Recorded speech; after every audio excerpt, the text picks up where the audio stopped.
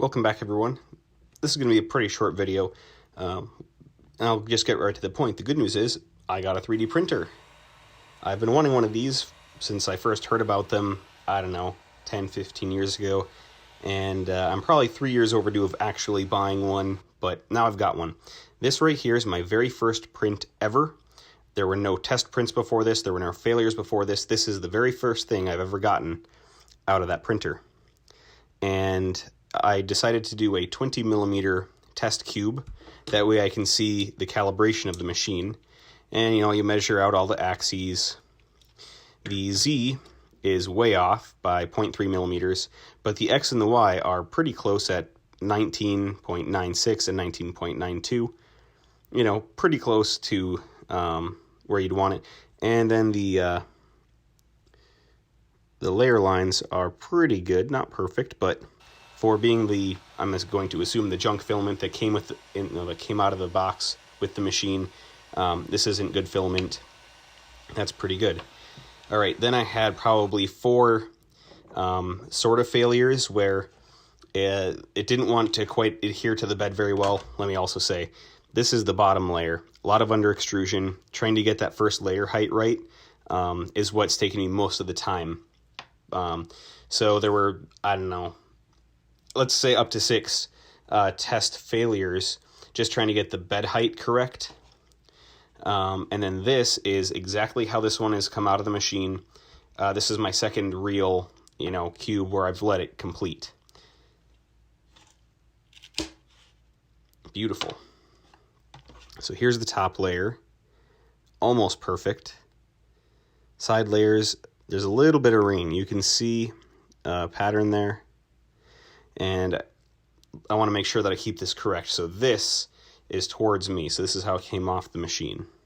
So in all the axes, there seems to be a pattern that runs up the part in this direction, no matter which way you spin it. So it's kind of a helix going up this way. But again, that top layer is almost perfect, and the bottom, okay. Good over here, not so great over there. But overall, that's a pretty good part. So let's check the dimensional accuracy of this one. Not because this is a lot better product. 19.99, and that would be in X. In Y,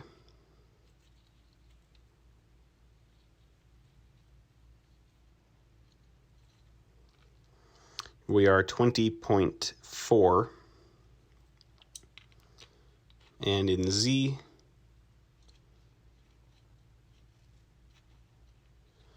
we are again 20.3. So it was consistent in Z. We are a little better in X, and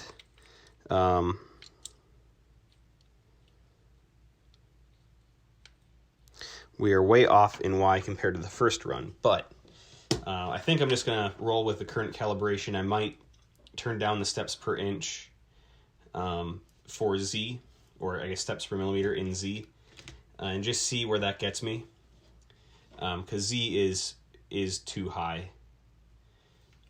But yeah, that's what I got. I'm happy so far. So till next time, see ya. One more thing while I'm thinking of it.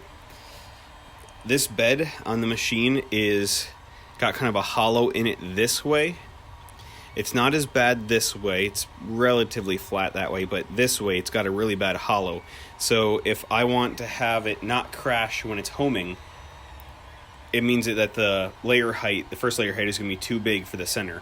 So what I've done so far is just print right here at the edge, where this height is closer to the height at that corner, where it starts off right away. And so far I've had decent results with that.